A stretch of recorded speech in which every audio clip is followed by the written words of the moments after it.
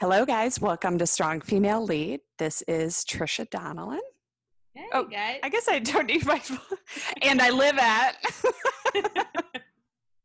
So formal. No, I don't understand. Last time I introduced myself as you. Like, at least, I don't know if that part gets cut or not. But this time I'm like, full name. Full name, state your title and, one fun fact about you. It's like a total business call. Ooh, one fun fact. We did this on a work call recently. Yeah. We have a new director. I said I like to travel alone. But what I want to do is I want to have is it two truths and a lie? I want us to play that game. I think that's kind of adds a little extra.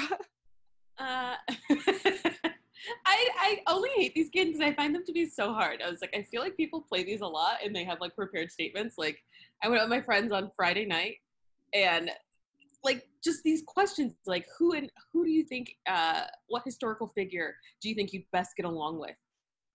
Living or dead. And I was like, of all of history, who's Tessa, you have an answer. We played that once. I had 5 people.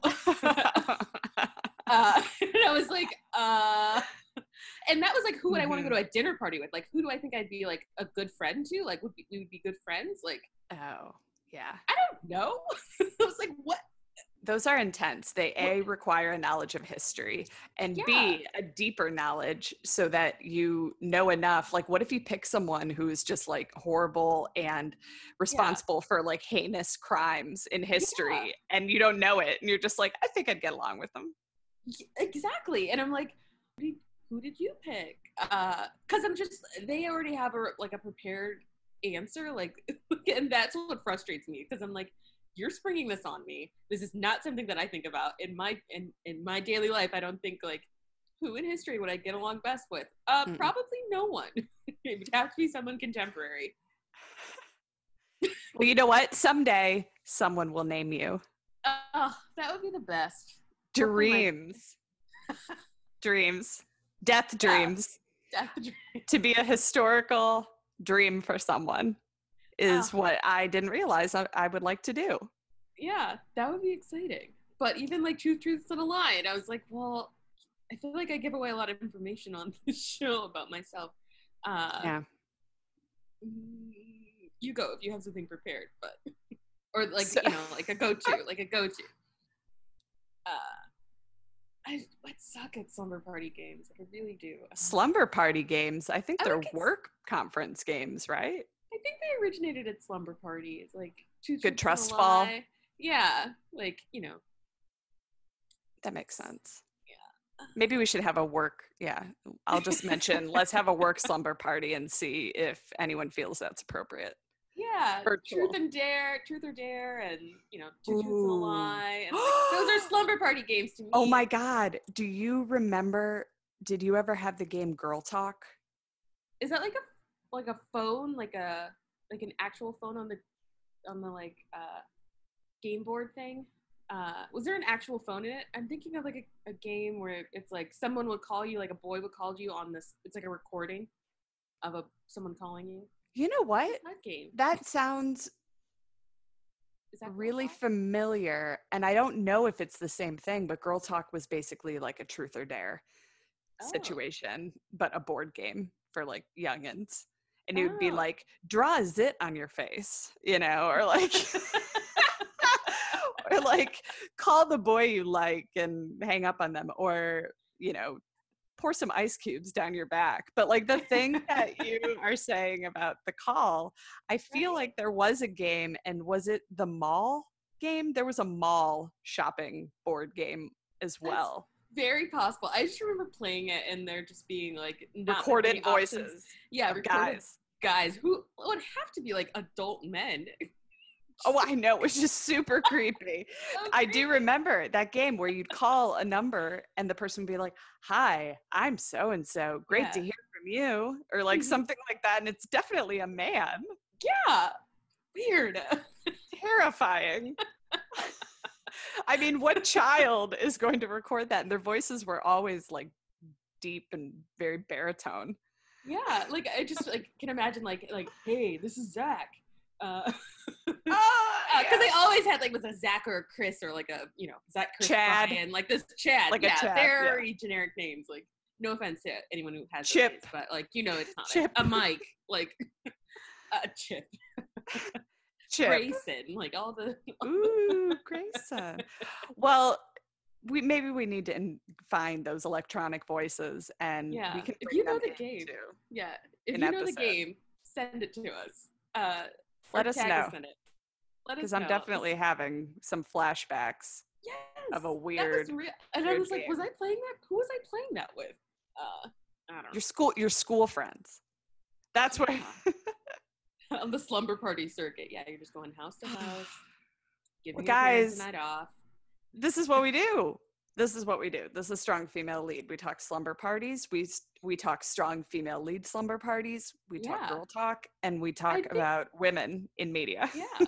I think we just both had too good a time at slumber parties, and that's, another reason why we decided to podcast, so we can have slumber party convo with the rest of the world. Actually, we would like you guys to hit us up on social media and tell us your favorite slumber party game. I also enjoyed like the sneaking out, coming back in piece if we like went to a party. That was fun because one of my friends, they had an exit out of the basement. Oh. Just a door. It was like basically there for us to leave. Mm-hmm. And we would just sleep downstairs and we'd leave and come back and get picked up down the street by cool Ryan in his like top down convertible. Ooh, can't get picked up on my driveway because we can't show him. Like that kind of thing. I never did that. I think if we were gonna like leave, we just I'm thinking like high school slumber parties, like we would just go to Chicago. And we'd be like, oh my God, we're out. And then, and it's night and we're like out here in like Wrigleyville and everything is crazy. Love that. I know. We are so wild. Yeah. Oh God. The days. I don't want to go back. I would never go back. I'll be honest. It was pretty fun looking back. I would do college again, but I would not. I loved high school. I had a great time. And I feel really bad for people who didn't have a great time in high school, but I would never do it again. I would do college again in a heartbeat. But I would do college again. I wouldn't. You're right. I wouldn't do high school again unless I could go and just live those moments. Yeah, those moments. But overall, because college really is high school, but sans parents. Yeah, you could just do so much more. Exactly. And there's you don't have to feel as bad about like underage drinking because everyone's doing it. No, it's promoted. Yeah. All right, well, shit. Let's get started.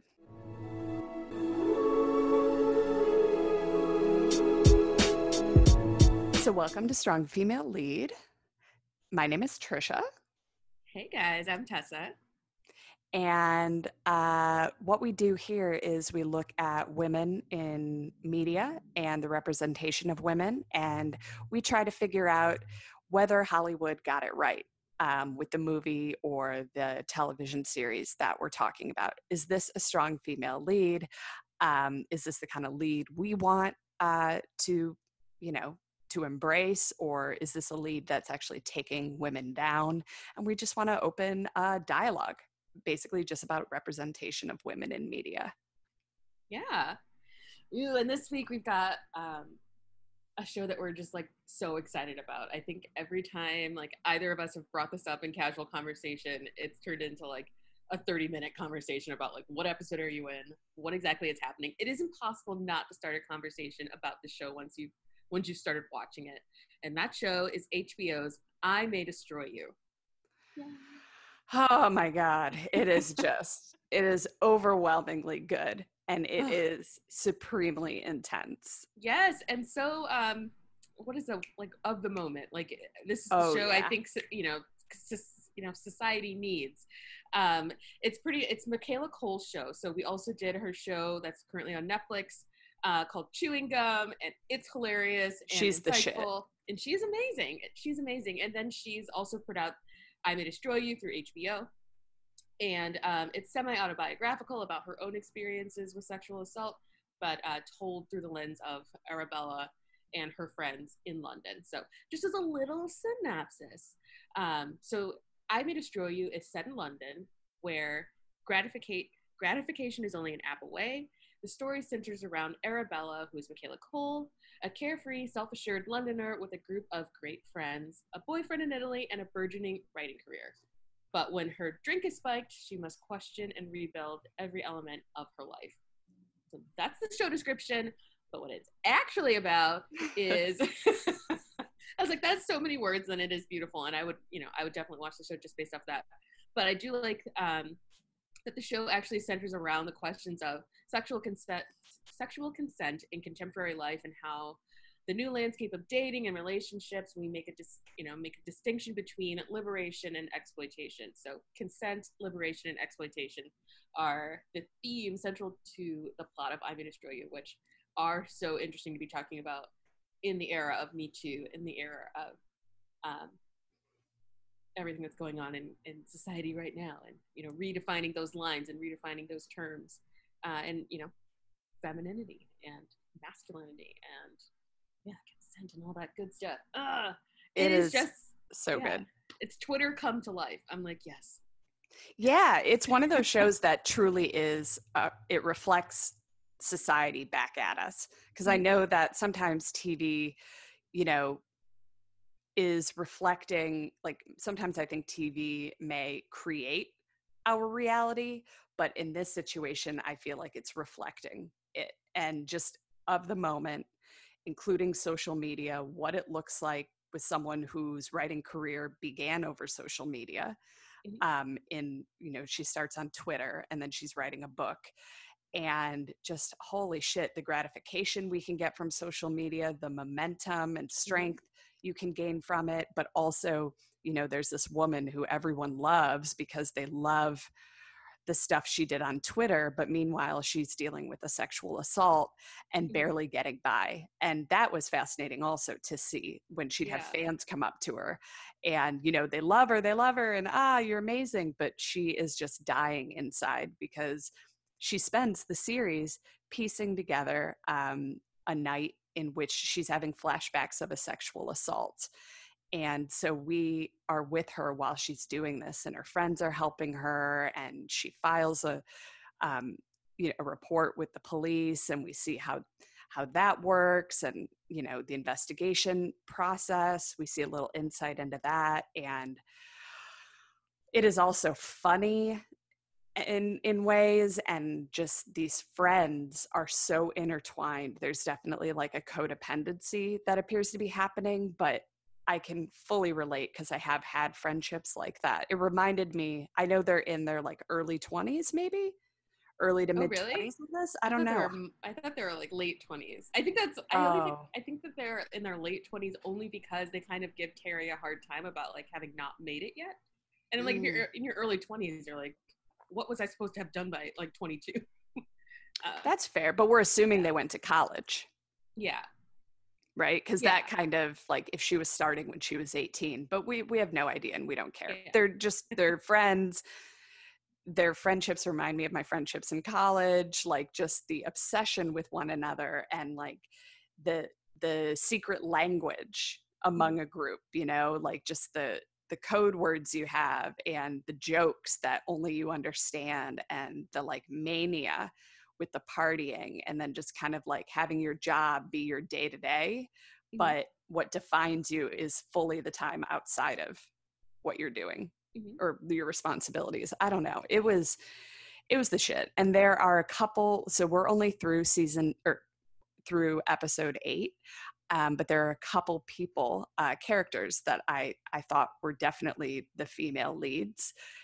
For sure, Michaela Cole's character, Arabella, but also I would say Waruchi Opia, who is Terry, plays Terry, her best friend. I would say that's the closest to the supporting / female lead. I mean, she's in a lot of it. It's surrounded around Michaela / Arabella, but I think Waruchi is worth talking about as well. Yeah.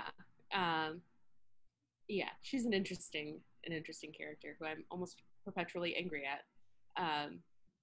I do think that Kwame, even though obviously he's not a strong female lead, he doesn't identify as a woman.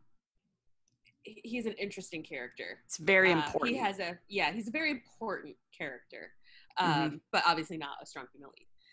But we want to talk about him also because he'll come up. He's hard to exclude. He is hard to exclude, and he definitely, there's an exploration of intersectionality with him, for sure. So he's extremely important. But well, fuck. I mean, so that's really what it's about. The synopses that we gave you. She's piecing together the assault, and it's just figuring out who her friends are, who's really there for her. And I mean, it's devastatingly good. It is so good. Yeah. And one thing that I do think is like extremely compelling is that as she's figuring out what happened to her on the night that she was assaulted, we're figuring it out with her. And so it is like a weird, we're coming to realizations as she's coming to realizations. So it does, like, it feels like it's almost happening to you. The realizations, not the assault. Well, I mean, it could be triggering if you've been through a similar situation, but I do find that so compelling is that we're figuring it out along with her, because they do not show the assault as it's happening. We remember only what Arabella remembers, and but we do get some other pieces of the story when we go through where were her friends on the night that this was happening, and how did all of their lives intertwine at that exact moment, and how is it unfolding after post-assault, as they all kind of question the things that are happening in their life and that happen in their life as they realize the breadth and width of what sexual assault actually can look like, and what consent can and possibly should also look like. And yeah, I think the police and like them coming to the realization of some things that they have deemed as normal, as we all have contemporarily kind of deemed some things normal, which are absolutely not normal, and are absolutely an assault. And so I also think that, for those reasons also, this show is worth watching, because some things that you would, think of, or, maybe it's just realizations that I've come to perhaps late, if it's not enthusiastic consent, it should be happening, period. I know the consent piece, like what is considered consent? How do you give it in the moment? Because there is a part of sex and sexual experiences that is very in the moment, in order to enjoy it. But how do you read the other person? It seems like assuming the person wants to do less than what you want to is probably a good thing, and get explicit consent from them. But that just wasn't really what it was like for a long time. Yeah. I mean, those it's been words, those words like enthusiastic and what's the other word for that is used in association with consent? Like, it was just never presented in that way, at least to me. But yeah, you're supposed to be reading signs, and I'm like, you don't know me. How could you possibly be reading I know every sign, or like any signs? Like, it's interesting. And then no, I'm just thinking of like that's a female perspective, but on the male side, you're supposed to have been taking in all of these signs that I think I wasn't giving out. So interesting. Right. I know. Maybe we should go episode through episode. They're pretty short. They're 30 minutes, and the plot isn't that complicated. So maybe, that is a way we can go through this. Yeah. So why don't we start with the first episode? She's up against a deadline. She has to get a draft of her book in, and I have been there with deadlines where you're just like, all right, I'm going to go somewhere else. I'm going to lock myself away. But then, of course, now we have iPhones. So we're never fully locked away and private, and like there's just so many distractions. So she decides to go out and go ham on the night that that she has to be finishing her draft and handing it in by the morning. She goes ham. Which I can totally relate to. She's just trying to like run away from having to do it. Ugh. Yeah. Yeah. No, I don't envy it. I do not like deadlines like that. And yeah, I've definitely experienced that where you're just like, well, also fuck it. I'm not doing anything sitting here. And so maybe the change of scenery and the change of energy is going to just like unlock something, which is sometimes very true. You do just have to change, you know, where you're at and who you're with in order for anything to just be jarred out of, you know, your brain. Yeah, but she's wild. I mean, she's planning on going back there to write, and there's like not a drug she won't touch. And I'm just like, how the fuck were you able to even write anything? It makes it sound like it was a bit stream of consciousness and not what they were looking for. But still, the fact that she could put together anything, I'm like, this bitch is talented. And I think Michaela Cole's kind of like that, because she did, in an interview, she said that some of it was based off of her real life, but an assault that she had experienced during the filming of Chewing Gum, and her having to meet a deadline. And I'm like, oh my God, was that her while she was doing it? But she's fierce as fuck. Her pink hair. I'm obsessed with her like 90s clothes, her like incessantly 90s wardrobe. I just love her. There's another like very important thing that's happening in the first episode, which also involves our like themes of consent, liberation, and exploitation, which is this small storyline around. So she's meeting up with some friends, and before they all meet up to get, have drinks and just like hang out and do all the drugs, the two.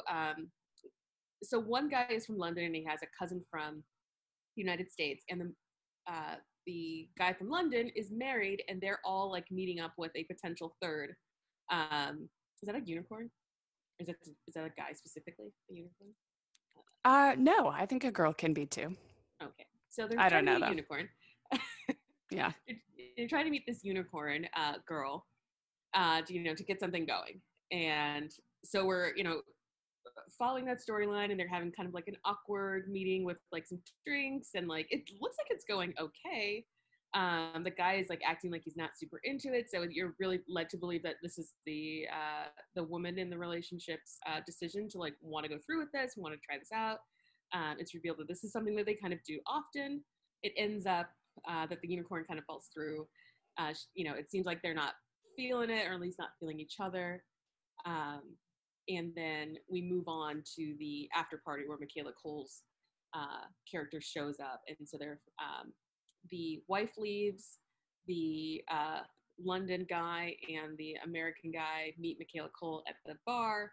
And all of a sudden, the unicorn shows up again. And I'm like, what the hell are you doing here, unicorn? And there was a text that he received, the guy from London who's friends with Arabella, and the text is from the quote unquote unicorn. And she says, I don't think she caught on to it at all. So basically, now we know that he's just cheating with this woman. And for some weird reason, he has her meet his wife. And then he's putting all sorts of people in terrible positions. Like Arabella is friends with him, and she knows, and she's closer to him than she is the wife, but it's just like he's hiding in plain sight. It's very bizarre to me. I don't know why he had them meet her. I was wondering, maybe because then if she shows up in any way, he could write it off as that. If it's her. Because the best lie is the closest to reality, right? So he's sort of infiltrating her in a way. And that's the only thing I could think of. Yeah. And I'm like, what an awkward position to be in. I've been in that position literally one time in my life. And of knowing that a friend of mine is cheating and not knowing, like, should I tell the girlfriend that this guy's cheating on her? Oh, you're friends with I just stay out of it? I chose at that moment to stay out of it because I'm like, I don't know her. I don't know their arrangement. I don't know. So I'm like, I'm going to mind my business. But I was like, don't do that to me again. Don't do that. It's weird because like it's hard not to project what you would want in that situation. And I used to think no matter what, just tell the person, but I don't necessarily think that anymore. Like I have one of my best friends, we've always had an agreement, let us know if something's happening. We want to know, like if we ever found out. And she told me the instant she found out about someone, and she knew that I wanted her to do that. But without that sort of strange agreement, and who makes that agreement, we just made it when we were like teens. Yeah. I don't know why. Probably because we've been friends for so long. We were just like, if I get angry at you for being the messenger, it won't be for long, kind of thing. But now I kind of wonder, some people don't want to know if their significant other is cheating. So why am I forcing them to know? Yeah. You know, like it's just kind of like, that's more for me, I think, potentially, like me feeling okay. What if that person doesn't want the truth? And it's harder if it's an ongoing thing. It's one thing if it's like a one night, but an ongoing bringing the person around. I've been on the side of the girlfriend in that kind of situation. And I was really upset that certain friends of mine didn't tell me. But then the one friend, the second she found out, she was like, yo, what do you want to do? Exactly. Like if I was out with his girlfriend and she was cheating on him, I would have told him 100%. But I was like, but I don't know her like that. So I'm like, I don't know, maybe like, you know, womanhood, sisterhood should have kicked in. But I was like, at that point, I was like in my early 20s and I was like, and she might not want to know. Yeah. I mean, they broke up, but a lot of people don't want to know, which is what I've realized. Like it, and it's just, you know. Yeah, and I'm like, I also am just like an evidence person. Like, I'm not just gonna say this, and I'm like, what am I gonna like take a picture of you super casually on this? I know, I'm an evidence person also. Yeah, and I was like, send me a picture. But I also think that like this storyline was an interesting point to first introduction to the idea of consent. Because the wife in that scenario is giving consent to, you know, be a part of this like threesome or, you know, whatever it turns into. But what she's not giving consent to is for the two of you to have some sort of sexual relationship with me excluded. And I was like, oh, fuck you. I know. It's like he wormed his way into getting consent from her, you know, like she consented to another version of that. Yeah. Yeah. And I was like, is consent transferable? It shouldn't be. I was like, is there a transitive property that made that okay? Because I don't think there was. No, you know what? And that touches the idea of like when I was in college, you know, I had my fun. I hooked up with a lot of people, but is hooking up consent to having sex? Like I've been in those situations where you're with someone and then they assume that sex is the end game. Well, I didn't realize that doing anything sexual meant that I was consenting to sexual intercourse. And that was something that was just a weird, it's not transferable. Just because I took you home, whether it be stupid or not, doesn't mean I'm consenting to the whole thing. Or you hear about like sex workers being raped or a wife being raped by her husband. Like agreeing to something does not mean you just get the whole kit and caboodle. Yeah. Absolutely. Yeah, absolutely. And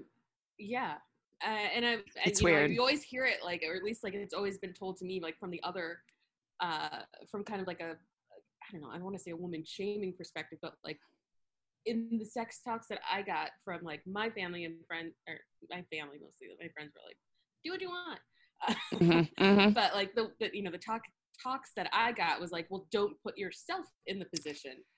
You did this. Why'd you put yourself in? Yeah, and I was like, if you know, like if you open a crack, what you're doing is, you know, if you put anything out there, then you know, you're welcoming everything. If you give up anything, you're welcoming everything. And I was like, that can't. Like in my head, I just, you know, thought that was true. Like, you know, and it hinges on the belief that a man can't help himself. Yeah, and that has always driven me crazy. Like a hard dick is the worst thing that's ever happened to a boy. A hard dick not taken care of. Exactly. He can't help himself. Like you've never run into this before. Like I hated that because it's such a cop out, and that's the Mhm. message I received too. Well, so and so put herself in that situation. She's hanging Yeah, out with those boys alone. That they're not animals. Like exactly. if we need to be able to govern ourselves in a certain way and Yeah. like be responsible for certain actions we take, like why the fuck has the message been since I was a child that boys will be boys. You just don't put yourself in that situation. Don't wear that short skirt. Hmm. Don't do this. Don't act in a certain way. Don't kiss someone you don't want to end up having sex with. It's just like, Hmm. fucking A. Yeah, Stop. yeah, and It's I'm like, putting and it all where on is the us again. line? Yeah, where is the line to be like, well, you've enticed them, like, because like I go to bars, I'm just like flirty. I want to talk to everyone. If I'm drunk, like, but I was I like, know. at what point am I like giving a nonverbal green light for anyone to talk to me or touch me? Like, ew, I need all of you too. What's really Take several steps interesting back. about I am. I'm like the worst. I'm just like, I want to do it again, so especially in my 20s. I know you haven't watched episode 8, but Mhm. there is this incredible quote about that line in the very beginning. And Consent. yeah, oh yeah. Hmm. And finding that line, discovering that line, and why don't men consider that line? And she ends up saying that the man will think that the woman is crazy because they've been paying attention to this line, how far they can go, what they can do, and they've been aware of it for a long time, but women are now exploring it. Something like that. It was Hmm. way more profound than that, but it was crazy. And it was in the first scene when she's talking about group therapy, or when she's in group therapy. But fucking A. So yeah, consent. So how about the other episodes? Where Yeah. do we go from there? Yeah, I think in the next episodes we kind of we really get a sense of Michaela Cole and Terry's relationship, which is Mm-hmm. interesting. And this is where like my problems with Terry begin. I think she's kind of being a bad friend, but also like we're all individuals and responsible for ourselves. But also, you're being kind of a bad friend. You think so? So so they flash forward. I think this might be episode 3. So they flash back to when Michaela Cole's character, first gets her advance for her second book, and she's supposed to be writing it, and so she decides to go to Italy to just, party, get that change of scenery, and they decide to go out one night, and Michaela Cole's character is wasted, completely wasted. Both drunk and high She's on on anything. all the drugs. All the drugs. She is ingesting anything and everything, and at a at a rapid pace. Yes, a lot of cocaine. I mean, Or my some sort of God. bathroom drug. I'm like, I'm just like, she just, no matter what, she's going for it. It's mm-hmm. just fascinating. I can't party that way, but I know people, and I've been around that, where it's just like, Yeah, it doesn't fucking matter. It's like mixing dark and yeah, light alcohol, except like on a whole other level. yeah. Downers, uppers, Oh, I love how shroom, everyone whatever. turns into a chemist, and I'm like, you don't know what that is. Yeah, Don't, I know. don't, don't, don't try to control my dosage. Like, you don't know.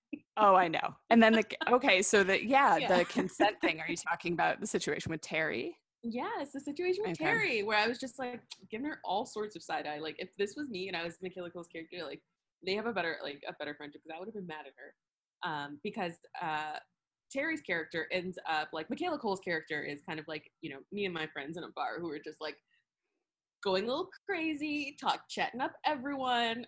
She's on her own. She's Yeah, dancing on her own. She's just feeling like whatever vibe is coming her way. And yeah, exactly. you can't rein her in. You can't, and you shouldn't. Right. Or maybe you should. But so Terry's character is just like kind of sitting in their booth, holding their bag, kind of like not super feeling it. And, I've also been that person where you're like, everyone around me is like super lit and it's going to take too much time and effort to get on the level. So I'm like, I'm going to hold this bag and then I'm going to go like in 30 minutes. I showed up, I put in some FaceTime. You'll see me when you're like browning out. You'll remember that I was there for a moment and that's what I was counting on. And now I'm going to go. But they're the only two there. And so I would never do that if we were the only two there. But Terry ends up leaving Michaela Cole's character at a bar when she's like about to black out. It seems like she's at any moment gonna just absolutely black out, and she's like, I'm kind of over this whole bar, this club. But Terry seems a little fucked up too, though, so we do need to keep that in mind, right? She's not operating.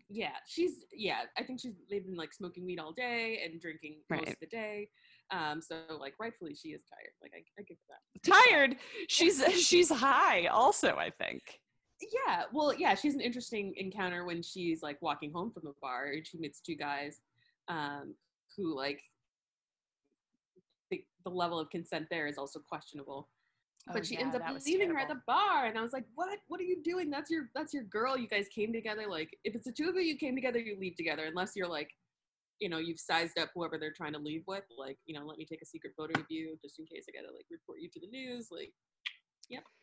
Yeah, I get that. I was kind of that person, though. I didn't mind being left, and I've left friends, and it's not necessarily something I'm proud about. It's more like I just felt invincible, and I knew enough people around that they totally seemed like they'd be fine, but still. It's totally different when you're like on home turf. Like if it was in Chicago and I love someone in Wrigley, I'd be like, they'll make it. It's fine. We live just they're in Italy, right? Yeah, they're in a totally like foreign country. But let's talk about, so you think she's a bad friend right there, and that kind of comes up later, but let's talk about Terry's situation with consent. She hangs out with one guy, they're dancing, they're flirting, another one comes up, he dances and flirts with her, neither of them seem angry or jealous, and I'm like, maybe this is just Italy. And then she takes them both home. I'm like, I know, shout out Italy, like, I don't know. I'm like, maybe this is just like how it goes, like no one's anyone's property. Like at first I was like, fuck yeah, she gets to do whatever the fuck she wants. Yeah, do you. Like I was like, love is free. Come on. Exactly. I was so on board, and I was like, yes, get your experience. Like, you know, do you. Like Terry gets her groove back. It's fine. So she wants to be with two men, but then she takes them both back to the loft where they're staying. She has sex with them. We don't see it, but we do see later they leave. And as they're leaving, I don't know if they high five or they look like they know each other, but it then becomes apparent to Terry and us. And I love that we're discovering this stuff as they are. It's like in real time. Now we realize, oh shit, they played her. They were more than likely friends and did this whole thing. So she wasn't consenting to the exact situation. She thought she had the power and she actually didn't. And that was fascinating. Yeah. And I'm like, I mean, you know, I don't think that she should have done anything differently, but I was like, I don't want to say it's not shame, but like that inappropriateness of that situation to me falls squarely on the men in that scenario, because I'm like, you've taken consent away from someone because of, I just don't understand why not just present because they explicitly say in the encounter that they do not know each other. Oh, do they? Okay. They do. I didn't remember and then that. I was like, fuck you. Like I would feel so like played and I guess just played like. It also like disgusting. I was like, this is what you two do. Like, this is a game to you. Like, if this is like a weird, like fun experience for all of us, like, you know, random, then that's cool. Like, that's what I think is happening. And then for that not to be true and for you to take a decision away from me. She didn't consent to that story.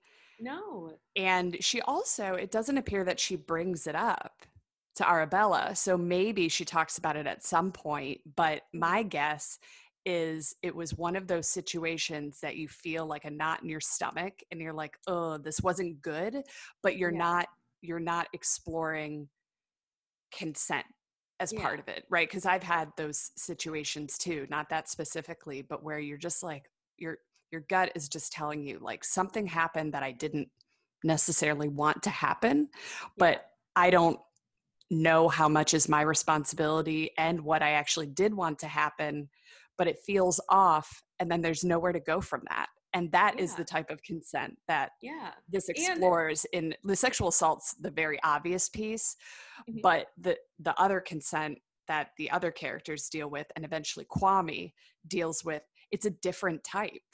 It's all very gray. It's very layered. And how do we get past that? How do we make this kind of thing explicit? Like she can't have those guys arrested because they lied, you know, like And Yeah. she And shouldn't I'm be like, able to, I guess. yeah, I feel like she probably had a similar like upbringing to me, where the idea of it automatically becomes your fault because you've allowed the situation to happen. And so you're like, well, what grounds do I have now to be mad that this has happened and that I was lied to because I allowed the interaction? And so like that to me is like very familiar. Like I opened the door, and because I didn't get exactly what I want, it doesn't mean that they did something wrong. Would be like where my head was in my early 20s. Like, Yeah. And but it the happens reality for is all they of just them. did something wrong. It happens to And all of them. There's a lot of yeah. like, these characters are all doing something that Mm-hmm. at some point has been pointed out as putting yourself in a bad position. So we've Yeah. got Terry and her situation in Italy. We have Arabella, and is it Arabella? Arabella. Um, Arabella. That's what she Arabella. says. We have Arabella. her, Arabella. We have her, and she is just on all the drugs. Mm-hmm. So that's her Yeah. partial responsibility. Yeah. And they then make it there a point is to give them Kwame. warnings. Yeah.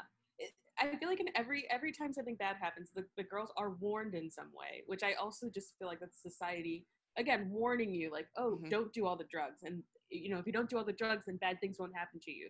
If you don't go home with strangers, then bad things won't happen to you. Or if you don't go on Society is Grindr, warning them.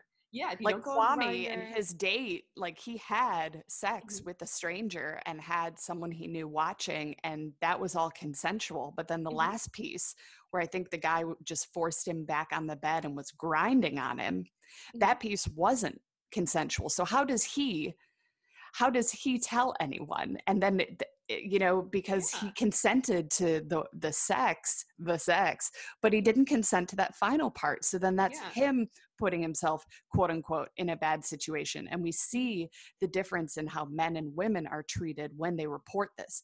Arabella's taken fully seriously, and I love that she went to the cops right away.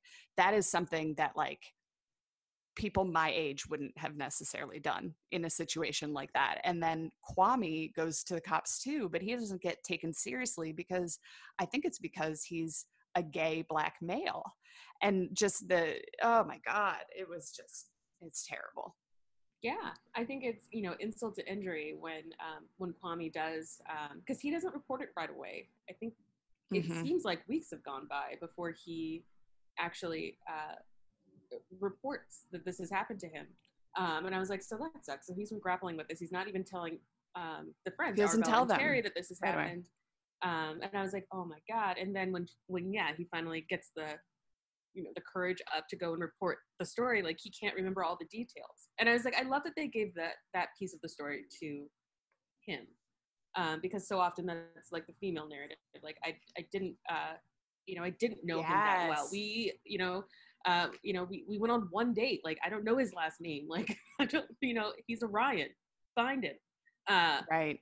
But I thought that was interesting that the first time that those pieces came up was with Kwame. But it was unfortunate because they're like, well, give me a screen name. I don't know. It could be anything. You could change the screen name. Like you can change your screen name at any moment.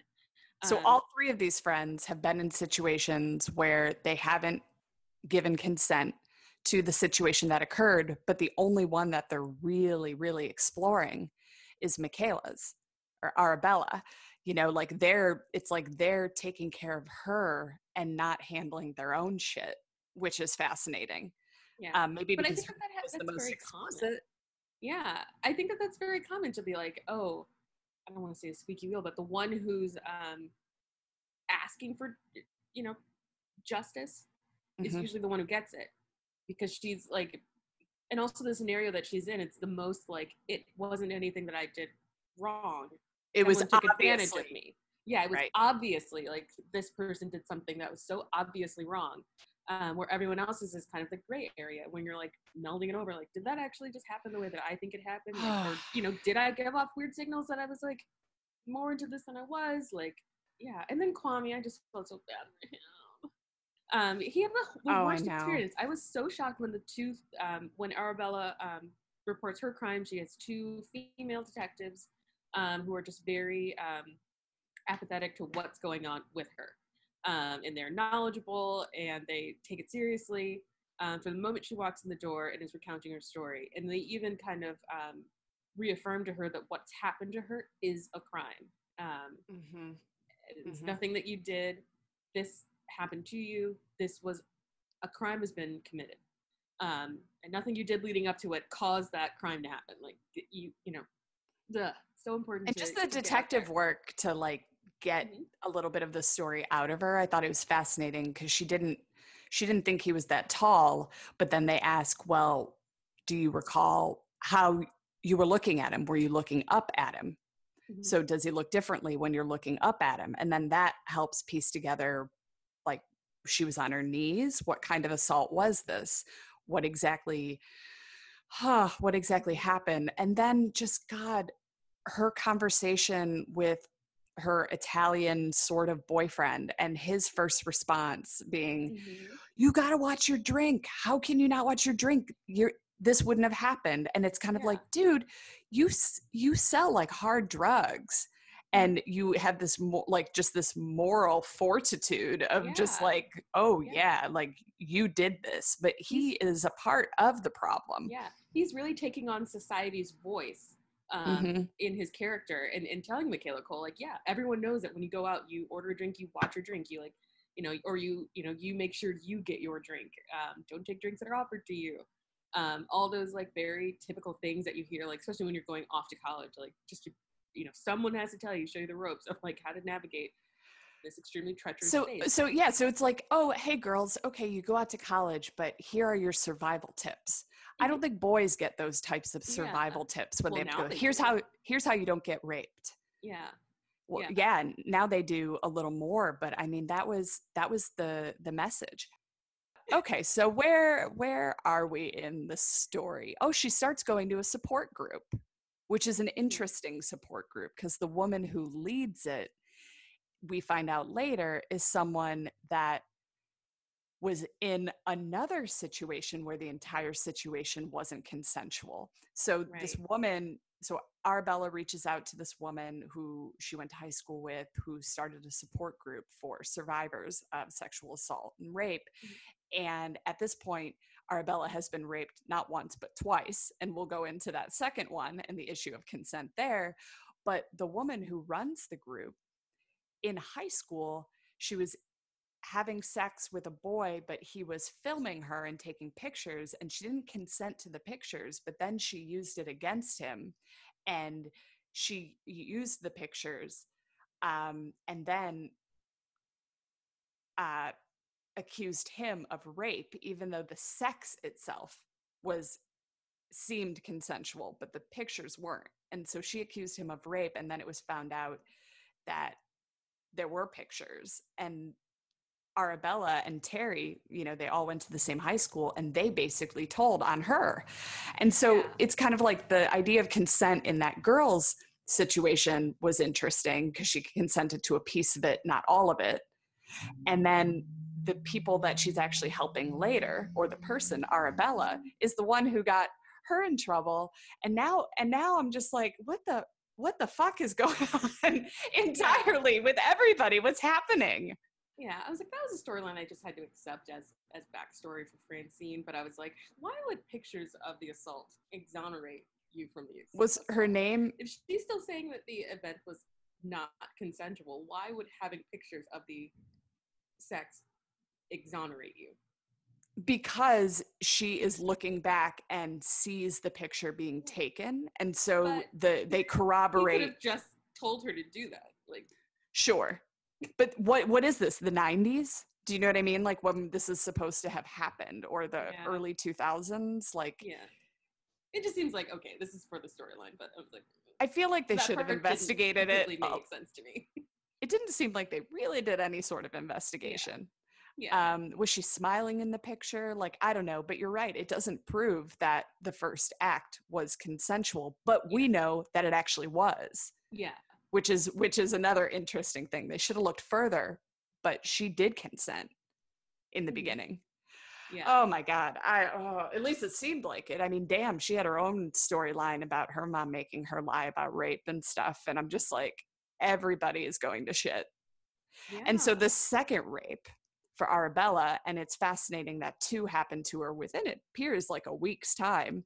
And she goes to the support group and she's like, I want to learn how not to get raped, which was like a powerful statement. But the second one has to do with the guy who is assigned to her to help her finish her draft, because she's up against that deadline. She didn't provide them a draft that they liked that was sufficient. So they assigned this guy, Zane, I think is his name, to work with her. And then they have sex and he takes the condom off in the middle of it and then gaslights her into it. And that is definitely something that is very, very, very common. And I was thrilled to find out that that is considered rape. 100%. I think it should be like attempted murder. What the fuck is happening in your body? This is not what I agreed to. It made me so mad. I think it should make everyone just like so mad, because the only protection I have in the scenario is the one that we agreed to, and then you're saying, "Oh, but didn't you feel it?" Shut up. And he seemed so unassuming, which was very interesting. Yeah. Like his character did not seem, and just the fact that he would do it too, and then she called him out on it, and then oh my God, it's just all of it. The men and the women just hanging out. Like I was like, oh, and she's like letting it slip in a passive aggressive way that like, no, some shit happened. She's like calling him a rapist, like kind of trying it out. Like, is this true? Like I'm gonna say it, and then immediately take it back and immediately, say I didn't just say that. And it doesn't appear that he thought it was rape. And them hanging out after just gave me that gnarly feeling in my stomach, because I have definitely been in situations where I'm like, that didn't feel comfortable, and continued hanging out with the person. And you start to feel gross because you don't know why you're doing this. Why are you still hanging out with them? Maybe because you're trying to deny that something happened that you didn't want to happen. And it just, I'm just well, like, it's like, God. you're being gaslit. Like, you're like, oh, the reality that I see and experience right now isn't real.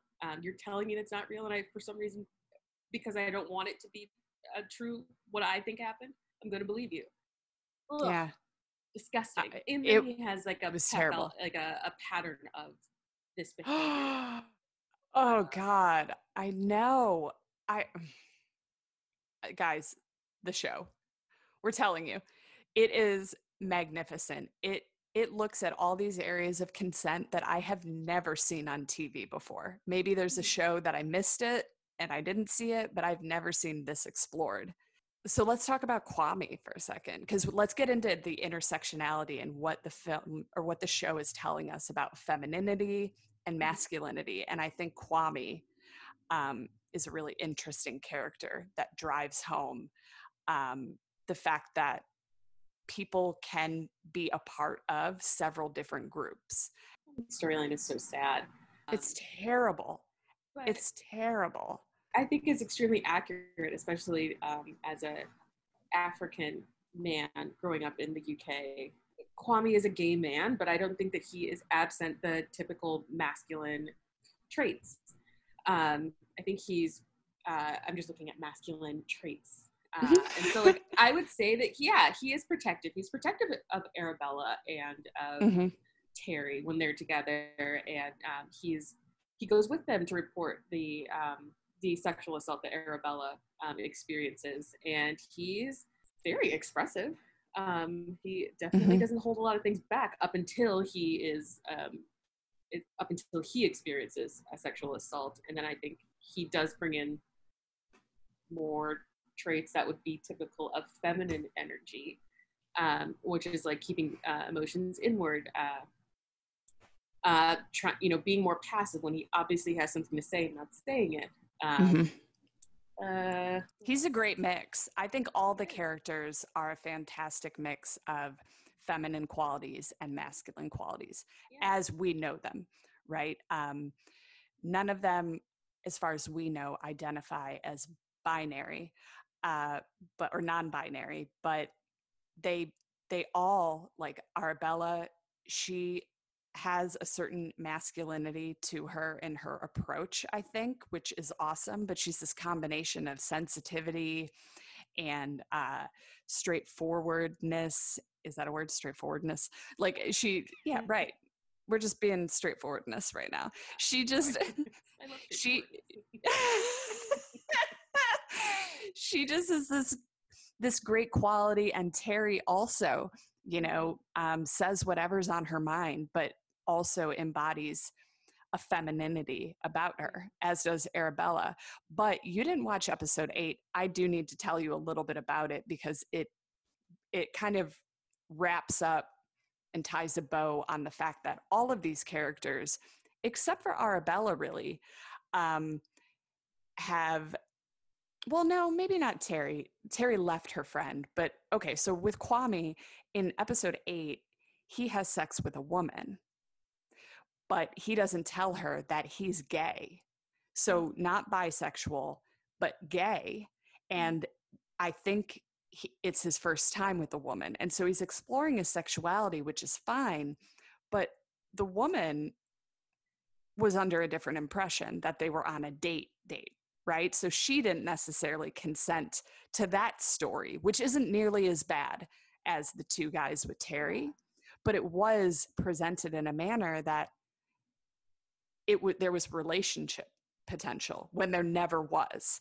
So that's not necessarily sexual consent, but it is an interesting play by Kwame, who's then hiding something, and he does admit to her that he's gay. And then she's pissed, so he and sends him out intentionally, knowing there's no, because I was like, I don't think that you're required to tell someone that, like, if you're gay, and you're going on a date with, if you're a gay man going on a date with a woman, I don't think you necessarily have to tell her that you're gay. Like, maybe you're trying to explore and find out, like, maybe right. I've identified as gay, but maybe I'm actually, like, somewhere maybe a little bit more towards the middle of that, like, sexuality spectrum, where maybe dating a woman would be something that I'm open to or interested in. Like, I think that's a very fine line. I don't think you necessarily have to say it. Yeah. I don't think you do either, but I kind of gathered him exploring his sexuality and seeking out a woman was a way to gain back some of his power sexually, because he had been taken advantage of by the man. And so there's, not that a man can't be raped by a woman, but I kind of took it as he wants to, like, he's dipping his toe back into sex. Maybe in order to protect himself. Maybe. Like, or he just wants to feel safer for some reason, and sex with a woman might feel safer, even if it's not what he wants to do. Yeah. But I did feel for that girl too, because I was kind of like, aw, like, of course she was mad. She doesn't know the whole story, but she feels like she's been played, even though, it's not necessary. But would it have been the kind thing to do? Potentially. I mean, but is she owed that information? No. And just seeing Kwame do that and kind of like create a story, it was just, the whole thing, it was just sad all around. Mm-hmm. Yeah, that's very interesting, because, like, I'm like, if I always try to, like, game these things out, and I was like, if say Kwame was bisexual and he didn't tell her that he was bisexual, would she feel the same way? I don't think so. I mean, she could have felt the same way, but it would feel a little less made up. Yeah, I guess, him saying that he is gay, like, removes the hope from the scenario, and from the dating experience, to be like, this could be it. Like, when you go on any first date, you're like, maybe this will be, someone worth my time. But, like, him coming out after the date, after the sex, then saying, we have no future together, is like, I very much understand why that would be, like, very offensive and angering. Well, it's interesting how it comes up, though. Yeah, I wonder if that, like, I guess that's interesting. And the way it comes up, like, they're having a conversation, and they're like singing a song, and she substitutes the word nigga with something else. Mm-hmm. And he's like, why'd you substitute that? And she explains, I just have a lot of Black friends and I don't like saying it, and that kind of thing. And then somehow they get into the conversation where she says she can't call a cigarette a fag anymore without people getting upset. And then he takes offense to that and kind of, digs into why she's okay with saying that and not the other thing, and kind of going back and forth. And then he admits he's gay. So it was just like, it was just God, like one statement after another, just leading them to that. And so he may not have even planned on telling her, but she triggered something in him. And then she was just pissed. And then it was like, oh God, this sucks. This sucks. But it's so true. Like, because it shows him as human also and capable of hurting someone, right? Like all of the characters it's shown are capable, and they're human. They're capable of being shitheads, but still we can understand where they're coming from, and we have some sort of connection to them where we're not like, the characters are built for us to empathize with, even when they're doing these things. And I like that about it also, that the females can make mistakes. They make a ton of mistakes and we still love them. And by mistakes, I mean stuff that you might just, not necessarily mistakes, but they do stuff that you're like, whoa, why would you do that? Yet we still love them. Right. And I like that about it. And I like that they also push that onto Kwame as well. Yeah, I'm just having a hard time with that scenario. I'm like, why is this girl mad? Because now it just seems like she's just mad at the scenario. But so yeah, maybe more time to think about Kwame and this girl. But going back to femininity and masculinity, I really like visually how they play with those things with these characters, especially as like this is an almost all black cast with the exception of Francine and some like other. Is her name characters. Francine? I thought her name was something else. The leader of the group. Yeah, I thought her name was different. It's Francine. Okay. Oh, I could be wrong. Who cares? She's the one. She's the one white character. Yeah. Yeah. And I always think that especially as Black women, there's so much fluidity and like Black expression of femininity. You see it in Michaela Cole's outfits and in her hair, and then she's like taking on more masculine traits when she like shaves her head, which I always thought was like very that's a very interesting choice for the character. Not to say that she wasn't or that her and her long hair was like what made her feminine, but I do see a change in her of like kind of having a more aggressive expression when she cuts her hair. She's looking for answers. She's looking to not have this happen to her again. Whereas and maybe she cuts her hair to stop it from happening. Like, you know how some people will almost, I don't want to say, but I've heard this before, like will ugly themselves up. I think she looks stunning with short hair, but like will change something about Michaela Cole because she's like crazy good looking in the most like unique way. Phenomenal structures to her face. And I'm like, whatever. Her face is shocking to me. But anyways, like they it's not working if that's what your goal was. I know but kind of like doing something so that you're less perceived, less attractive. Like maybe there's a part of her, she thinks that if she makes her hair short, she'll appear less feminine and maybe not be as likely to be victimized. Yeah, and I just think that the expression of femininity between Michaela Cole and Terry is so different. Like Terry is much more of like a Beyonce. Like she's almost always wearing something that is form-fitting. A dress, form-fitting. Long hair, kind of like her like boobs are out, curled hair, like all the time. Out. She's like whereas Michaela Cole, when we first meet her, is a little bit more conservative in comparison to Terry. Her outfit choices and hair and the makeup and all of it, just like it's kind of going more and more like neutral as you come to like episodes 7 and 8. She doesn't sexualize herself the way that Terry does, and it's interesting she doesn't do it, yet it happened to her.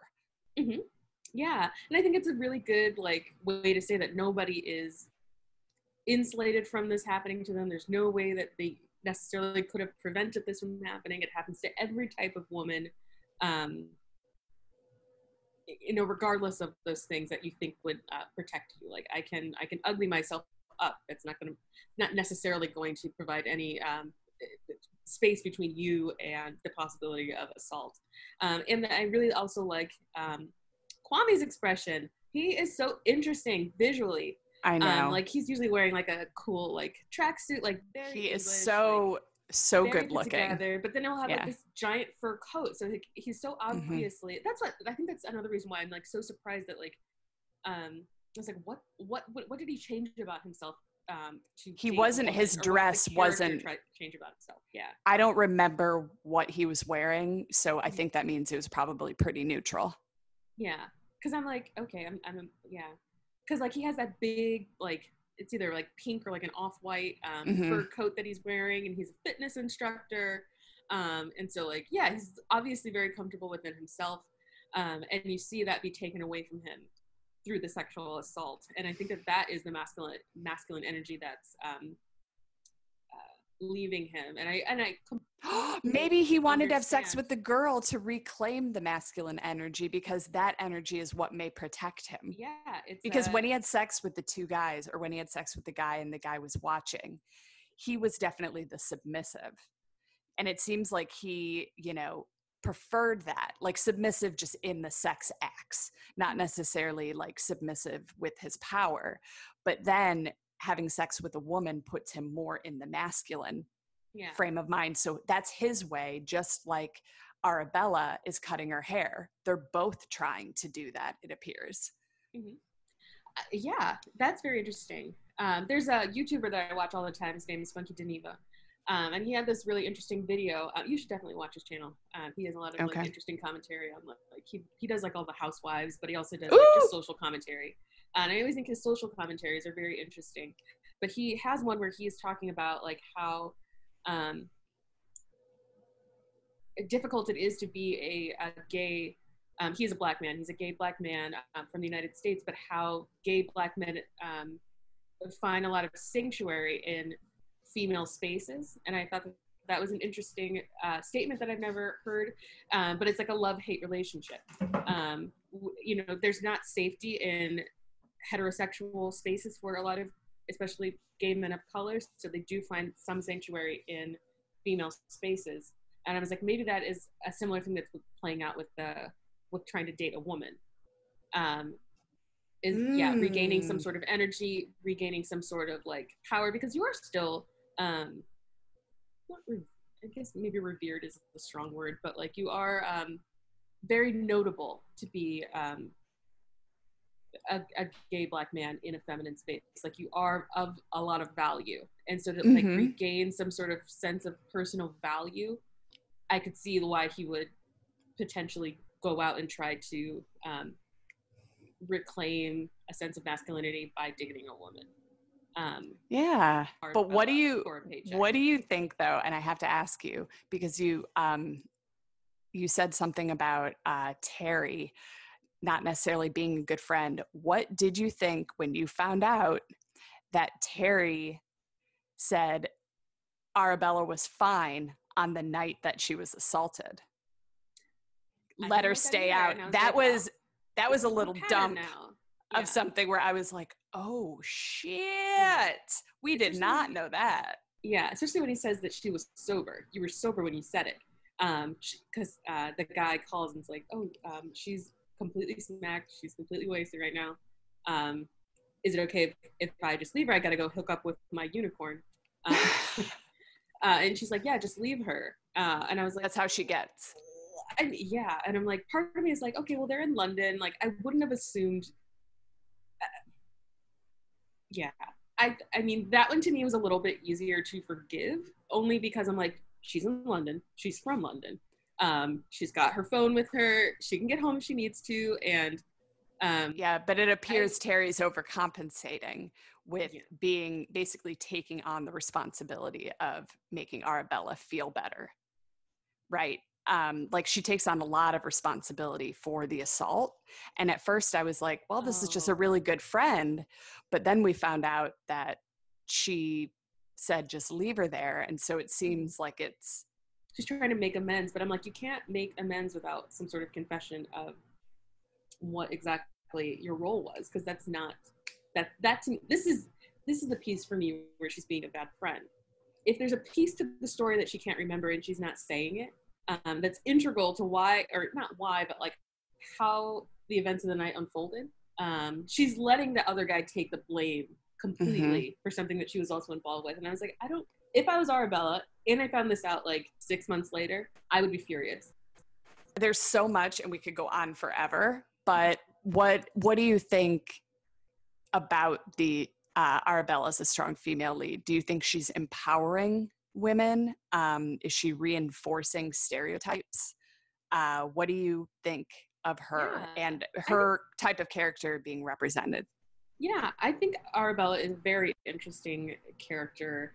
I definitely think she's a strong female lead. She is the empress of her universe, even when, and at times, she feels and events would lead us to believe that she is being disempowered. She has found her voice again. She meets our criteria, our baseline. She's 100%. top build. She impacts the plot. She has her own agency, except for when she's drugged, which is interesting. She does lose her agency. Yeah, but the story in the series is about her regaining those things, and redefining herself. And I'm like, unfortunately, it's taken the events of the show to get her to this new place. But I also see her like mourning the person that she was and the person that she, it's just like a bubbles burst that like, no, I can't do whatever the fuck I want. There are bad people out into the world, and I see her like mourning a bit of her older self. And I think that mourning is leading to rediscovery and a redefinition of self. But I think that all of those things are being done on her own terms, which I also really appreciate. And that's the type of thing I would love to continue to see. And I think that we will continue to see as we're making like our choices for future movies. But like women redefining themselves by themselves. What would you rate this movie? Or the show? And we're not even done, by the way, guys. We had to do it because we were exploding inside, and we had to talk about it. But we may even have another episode. I have no idea how this is going to end. Mm-hmm. But what would you rate it? Absolutely no idea what's going to happen in the story. Like, I am on the edge of my seat. But I would give this 4 out of 5. Maybe even 4.5 out of 5. Mm-hmm. There are a couple things that I wish were slightly different.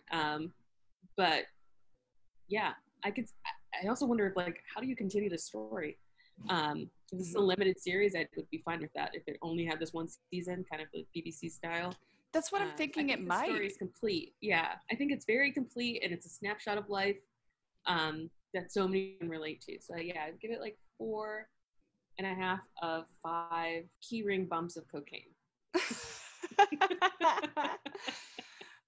They do like their cokey coke. Yeah. I would give it 5 out of 5 pick wigs.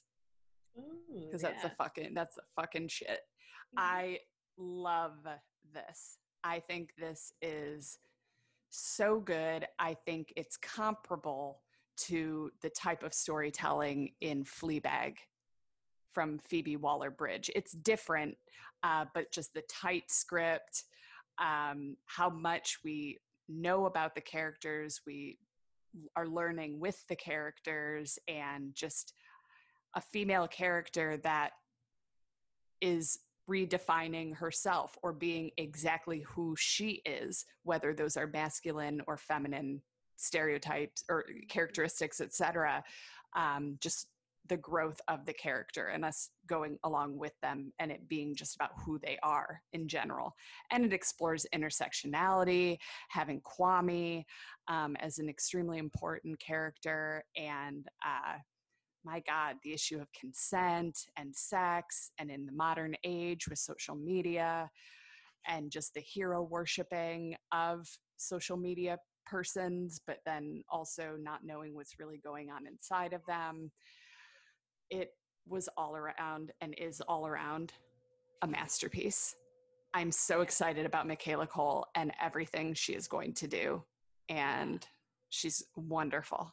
Yes. And I think I say this every podcast for the ones that I like, but I love that her femininity isn't changed in order for her to accomplish her goals of the story. No. In her character arc. Like, it's everything she was that is feminine about her aids her in her ability to move through this plot. She does take on a couple of masculine traits. I will admit she is more assertive as the season goes on, but that's just a positive trait. I shouldn't even attribute it to it being masculine. Right. It kind of seems like masculine traits are just like positive traits. Are they even masculine? Right. And that's another thing. No. I mean, what the fuck? Fuck the binary. This is, that's, she's a person. Yeah, exactly. Fuck the binary stuff. Yeah, fuck the binary. Exactly. Stop assigning these traits to just polarities in on the spectrum. I'm like, everyone should have a mix of everything, but I do always appreciate when feminine traits are not considered negatives. They are not negatives. Her emotion and her willingness to dig deep and to feel and express those emotions are what, those are that ability is what's carrying her, right? And Kwame, I guess a masculine trait could be pushing it down, and it's not helping him. The more open he becomes, the better he starts to feel. And so I do love that she is willing to explore it and look at the emotions and be emotional, which is probably considered a feminine trait, but it's what's helping her get through it. Well, shit, guys, we love you. Yeah, that's the podcast. We love you. Thanks for, I mean, I'm sure this is going to be a long one because there's just so much to say.